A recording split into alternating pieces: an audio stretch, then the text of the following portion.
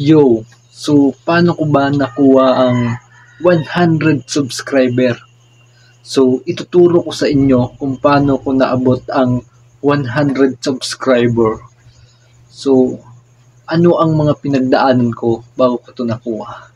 So una guys, mga basher, syempre nandyan ang mga basher guys. So hindi tayo magpapatinag dahil may tayo.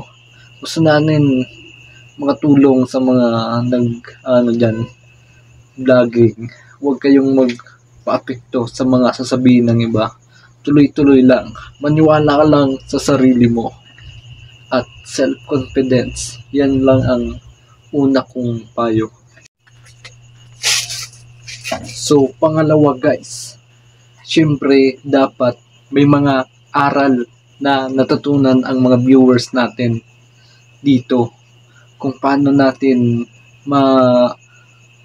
ipaparting sa mga viewers natin kung ano ang ginagawa natin dito o anong gustong iparting ng video.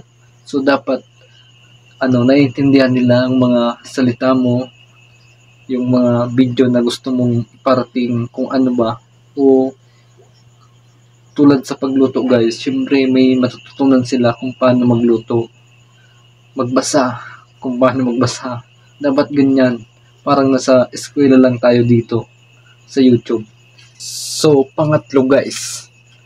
Siyempre, gawa ka lang ng gawa ng mga content na may mga kabuluhan para mainggan nyo ang mga nanonood o hindi ma-stuck ang YouTube channel mo. Dapat lagi kang may upload guys. Every day. Ako nga every day.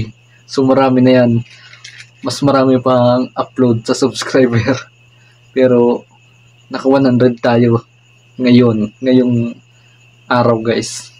So upload ka lang ng upload, gawa lang ng gawa para yung channel mo hindi namamatay ang mga viewers. So dapat gawa lang ng gawa.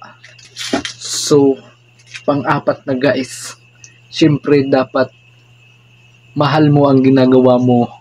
O hindi lang basta-basta ikaw gumagawa ng mga video. Dapat may puso guys. O mahalin mo kung paano gumawa ng mga YouTube. Parang BF mo lang guys. Dapat mahal mo. Lagi mong inaalagaan mo ang mga viewers. So dapat mahal mo ang ginagawa mo. Hindi lang basta nagbibideo. O dapat alam mo na mahal mo siya. So, guys. So, dapat masaya ka sa ginagawa mo. Dapat, masaya. Hindi nga, nagagalit. So, dapat, happy ka lang dapat, guys. O masaya ka sa iyong ginagawa. O hindi mo pinipilit ang sarili mo dito upang magustuhan ka ng mga nanonood mo. Dapat kung ano ang gusto mo at gusto nila, so dapat parehas guys, balance lang kung anong mga dapat mong gustuhin. So dapat masaya ka lang. So ganyan lang. So tip number 6. So dapat magpakatotoo ka lang, huwag mag-inarte dito guys. Dahil halata naman ng mga manonood natin kung nagsisinungaling tayo o may tinatago tayo dito sa YouTube. So, pakita mo lang kung sino ka, kung ano ang pagkatao mo. So, makita rin nila kung parang may tinatago dito o nagsisinungaling. Dapat magpakatotoo ka lang guys. So, para mahalin ka ng mga viewers natin, di ba? So, tip number 7 na tayo guys. So, ito guys, wala yan sa gadget na ginagamit o sa mga cellphone o laptop, camera. Wala yan guys. Ako lang, simple lang guys. Cellphone lang ang gamit ko. So, depende sa iyo kung paano mo gamitin ang video. Pag video mo guys, ako cellphone lang. So, yung iba bibili pa ng mga mahal na mga gamit. So, depende kung anong gusto mo. Pero, pinaka the best din guys,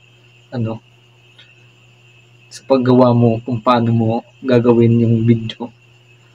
Kahit ano yan, Lord, kung passionate ka talaga sa pag-video, kahit anong gamit, maano mo, makukunan mo ng mga magandang pag-video.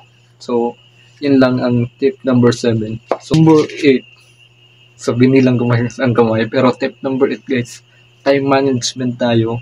Siyempre dapat oras guys, mahalaga rin sa pagbablog. Dapat may mga plano ka rin sa oras kung ano, dahil may mga gawain tayo sa bahay guys. Siyempre may mga responsibilidad tayo.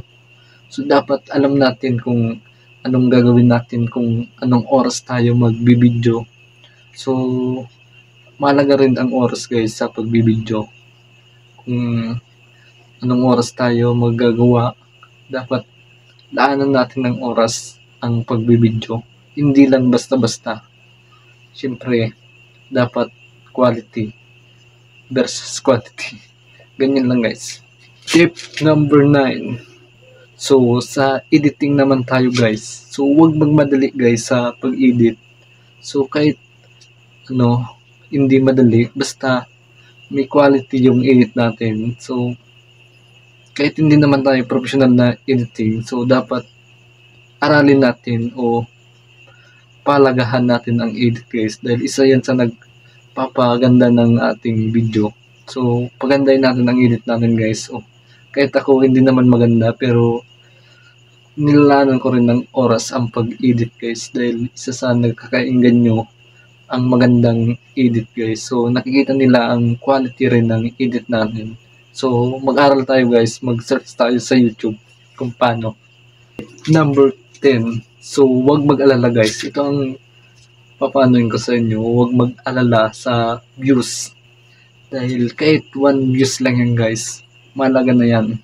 So, huwag mong dilitin kahit walang umaano ng video mo, nanonood. So, baka pagdating ng panahon, kung may mag-stalk sa'yo, manonood nila yan guys. So huwag mag-delete ng video, huwag mag-alala kung walang manonood, dahil di mo naman talaga alam kung sino ang manonood sa'yo dito.